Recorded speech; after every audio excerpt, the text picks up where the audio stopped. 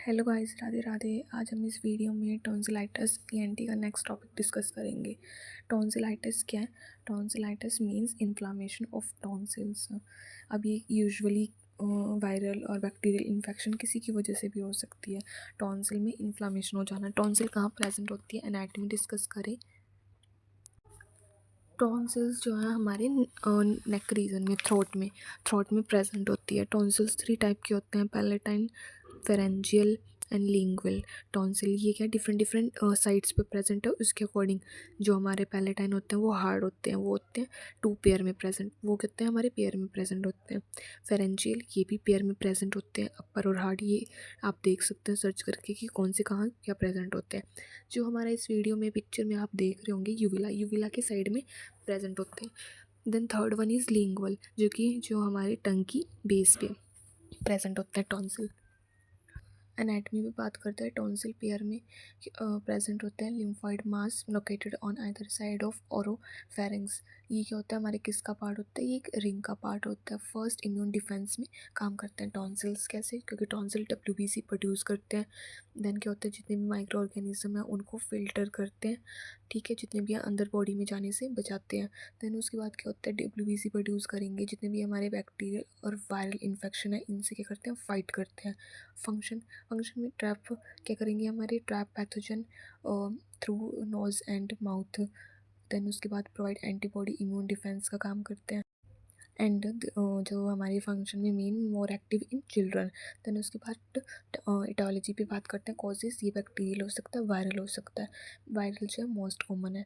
Virus में कौन से आ जाते हैं? 80% वायरल इन्फेक्शन होने के चांसेस हैं। वायरल में adeno virus, rhino virus, influenza virus, corona virus. Then bacteria जो 20% चांसेस है उसमें आ सकता है।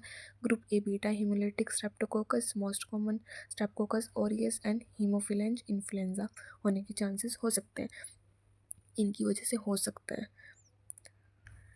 देन नेक्स्ट है पैथोफिजियोलॉजी। पैथोफिजियोलॉजी में अगर कोई भी रिस्क फैक्टर्स हम देख लेते हैं कि ये क्या है, 5 to 15 एज के चिल्ड्रन में होने की ज़्यादा चांसेस है। पुअर हाइजीन हो, अगर लो इम्यूनिटी हो तब हो सकते हैं। अगर कोई पेशेंट जो पर्सन है वो अल्कोहल और स्मोकिंग कंजप्शन करता हो।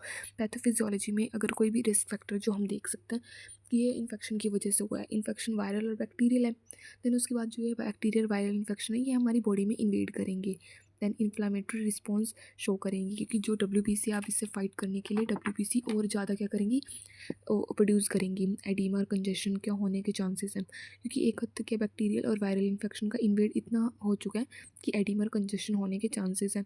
टॉन्सिल्स अब एनलार्ज कर चुके होंगे, उनके अंदर एक्सुडेट की फॉर्मेशन हो चुके होंगे, और जिसकी वजह से साइन एंड सिम्टम भी हमें देखने को मिलेंगे। टाइप ऑफ टॉन्सिल्स में एक्यूट टॉन्सिल और chronic tonsil. Acute sudden onset और 7 से 10 दिनों में क्या होता है, ठीक हो जाता है, मोस्ट कॉमन बैक्टीरियल और वायरल इन्फेक्शन की वजह से।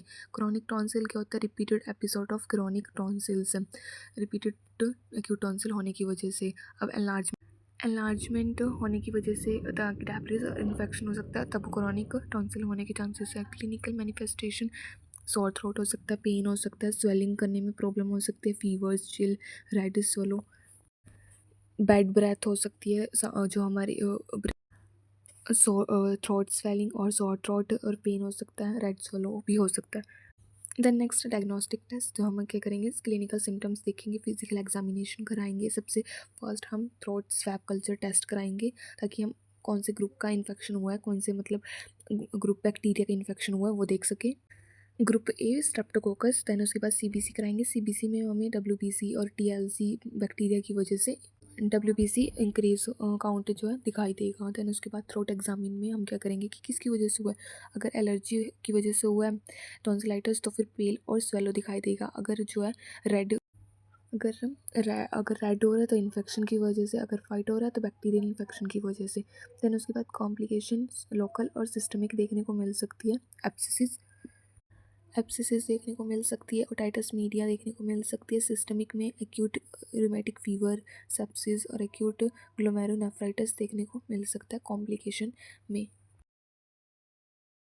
देन उसके बाद हम मैनेजमेंट डिस्कस करेंगे। Medical management, rest and hydration proper ध्यान रखना। डिहाइड्रेशन ना हो, पेशेंट को analgesic, antibiotic, paracetamol paracetamol and pain relief medication provide करनी है। एंटीबायोटिक अगर बैक्टीरियल इन्फेक्शन हुआ है तो गार्गल करनी है नॉर्मल सलाइन से, जो कि नॉर्मली हम कर सकते हैं। Throat lounges soft diet provide करवानी है। ये क्या होते हैं? लॉन्जेस मीन्स चूसने वाली जो गोली होती है थ्रॉट वाली, वो प्रोवाइड करवानी है। हेल्थ एजुकेशन, एंटीबायोटिक का फुल कोर्स देना है। यूटेंसिल्स टॉवल्स वगैरह शेयर करने को मना करना है। प्रॉपर ओरल हाइजीन न्यूट्रिशन का ध्यान रखना है। अगर वायरल टॉन्सिलाइटिस हुआ तो सेल्फ लिमिटिंग है, बैक्टीरियल है, तो उसमें एंटीबायोटिक की ज़रूरत पड़ सकती है। देन उसके बाद सर्जिकल मैनेजमेंट में हम टॉन्सिलेक्टमी करा सकते हैं। टॉन्सिल को ही सर्जिकली हमने क्या करवा दिया, रिमूव करा दिया पैलेटाइन टॉन्सिल को। अगर रिकरेंट क्रॉनिक इन्फेक्शन देखने को मिल रहा है। देन इंडिकेशन कब कब करना है? रिकरेंट टॉन्सिलाइटिस हो रहा है, ईयर में बहुत बार हो रहा है, एक साल में बहुत बार हो रहा है, 7 बार एपिसोड हो चुके हैं। Chronic tonsillitis not respond to medical treatment, अगर मेडिकल ट्रीटमेंट से भी ठीक नहीं हो रहा देन हम करवा सकते हैं टॉन्सिलेक्टमी।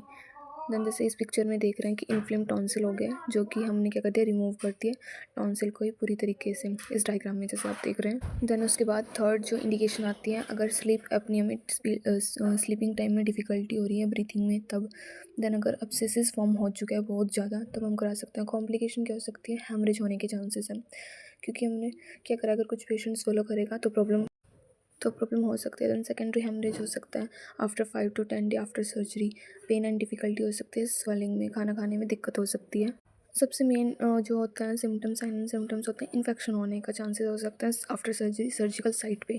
वॉइस में चेंजेस देखने को मिल सकते हैं, और नेज़ोफेरेंजियल रिग्रेटेशन जो कि रेयर है वो देखने को कॉम्प्लिकेशन हो सकती है। टॉन्सिलेक्टमी कॉमन प्रोसीजर है जिससे हम रिकरेंट टॉन्सिलाइटिस और उसकी कॉम्प्लिकेशन को रिमूव कर सकते हैं। तो इस वीडियो में हमने टॉन्सिलेक्टमी डिस्कस किया। Definition, sign and symptom, clinical manifestation, diagnostic test and then उसके बाद इन्वेस्टिगेशन डिस्कस किया। तो थैंक यू सो मच।